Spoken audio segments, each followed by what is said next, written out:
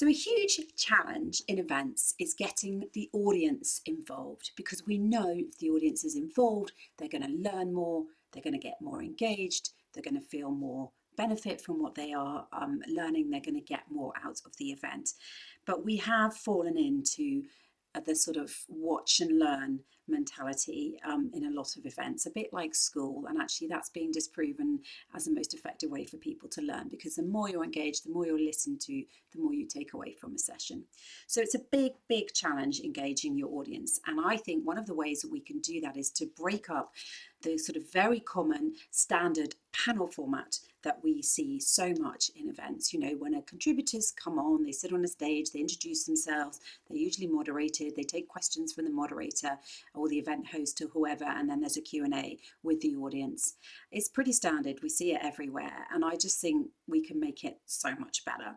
So one of the first things you can do is actually start asking the audience questions rather than waiting for them to ask you questions right from the beginning, even if it's just getting a show of hands and things like that. Once you've got a show of hands, you see people putting their hands up, you can say, "Sir, you put your hand up, why do you agree?" And you can start getting them more involved. And once people realize that's happening, it's amazing how you suddenly see them sit up and go, "Oh, they might come to me next, I'm going to pay attention, and this could be good, I might get my point made." It makes the expert panel a lot more relevant, because you're speaking to the audience, and half the time they're the experts, they're working in whatever it is that you're talking about. Now, even if it's not in person, you can use digital tools to do this, and obviously in person people use those digital tools. Have a issue with that sometimes, in that it can keep people just looking at their phone doing Slido polls, or other versions obviously are available, because then they're not actually engaging. So I think use a mixture, and obviously if it's virtual, you're going to have to use that kind of tool. But if they're in person in the room, try and do a mixture.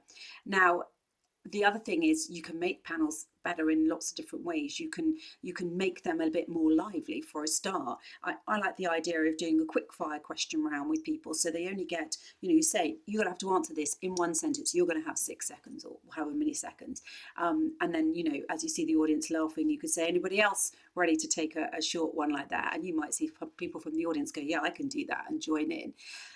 Another thing you could do is get your panelists, before they come, to prepare like one provocative statement that will really get the debate flowing. Get them to say, "I need you to have one statement that you can back up with 3 points super quickly. I'm going to get you to fire that out and then discuss amongst the panel," or again, audience members, anyone want to join in. While you're waiting for those audience polls to come in, you can be getting the panelists to bet on what they think the likely result's going to be. And the other thing you can do, particularly if it's a very short panel and you haven't got a lot of time and you want the audience involved, get their questions ahead of time. That way you're going to be focusing what you discuss around those questions. The audience names are going to be mentioned. People's point of view are going to be in there. It's going to be a more relevant panel session for them. And you can also try this, is not have all your panelists, say, sitting on a stage. Have them in different areas amongst the audience, and as they join in, there's audience members with them. It feels more inclusive. They could potentially bring that audience person that they were talking to in to their conversation, to their point that they're making.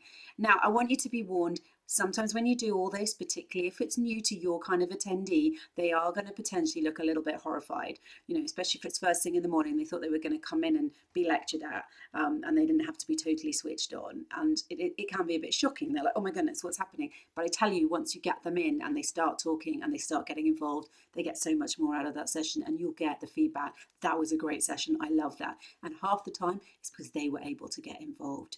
So have a think about adding all those things into your event. They're not difficult. They're going to make your audience so much happier. And remember, we always want to make people feel listened to. It's kind of a love letter, a love message to your audience, that you are listening to them, you care about what they have to say. And when people feel like that, they feel very welcome, they feel very included, and they get so much more. So don't be resistant to changing it up. It can do a power of good for your event.